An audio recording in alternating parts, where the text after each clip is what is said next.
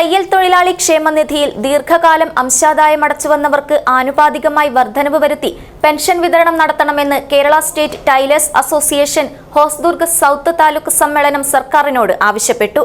Trikaripur KMK ഓഡിറ്റോറിയത്തിൽ നടന്ന സമ്മേളനം KSTA ജില്ലാ ജനറൽ സെക്രട്ടറി PU ശങ്കരൻ ഉദ്ഘാടനം ചെയ്തു.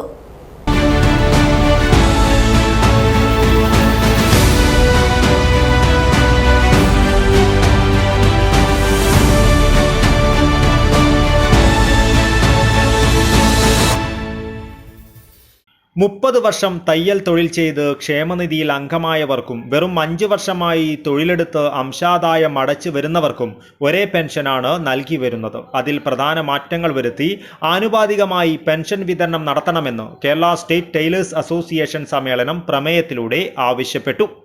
KMK ഓഡിറ്റോറിയത്തിൽ നടന്ന സമ്മേളനം KSTA ജില്ലാ ജനറൽ സെക്രട്ടറി PU ശങ്കരൻ ഉദ്ഘാടനം ചെയ്തു.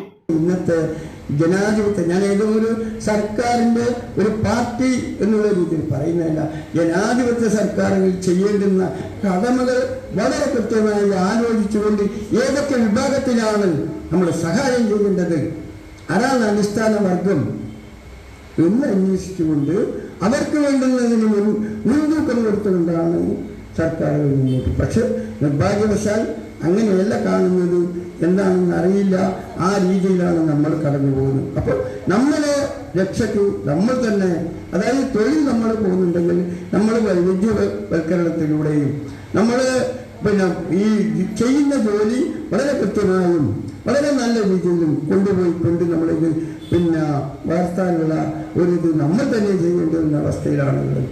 താലൂക്ക് പ്രസിഡന്റ് A ചന്ദ്രൻ അധ്യക്ഷത വഹിച്ചു. KSTA ജില്ലാ പ്രസിഡന്റ് C സുരേഷ് ഭട്ട് മുഖ്യാതിഥിയായിരുന്നു. സംസ്ഥാന കമ്മിറ്റി അംഗം K രുക്മിണി മുഖ്യപ്രഭാഷണം നടത്തി. Taluk secretary Vasantha Balan, secretary PK Sindhu, treasurer PV Rathi, ജില്ലാ കമ്മിറ്റി അംഗങ്ങളായ KV Damodaran, K Kunhikrishnan, KP Geetha, MP Radhamani, വിവിധ യൂണിറ്റ് ഭാരവാഹികളായ AKP ഗിരിജ, PP ശൈല എന്നിവർ സംസാരിച്ചു. തയ്യൽ തൊഴിലിൽ 5 പതിറ്റാണ്ട് പിന്നിട്ട K രവീന്ദ്രൻ, MP തമ്പായി എന്നിവരെ സമ്മേളനത്തിൽ ആദരിച്ചു. ജനജീവിതം ദുസ്സഹമാക്കുന്ന തൃക്കരിപ്പൂർ പടന്ന പഞ്ചായത്തുകളിലെ 5 റെയിൽവേ ഗേറ്റുകളിൽ മേൽപ്പാലങ്ങളുടെ നിർമ്മാണം ഉടൻ ആരംഭിക്കണമെന്ന് സമ്മേളനം മറ്റൊരു പ്രമേയത്തിലൂടെ ആവശ്യമുന്നയിച്ചു. News bureau, Cheruvathur.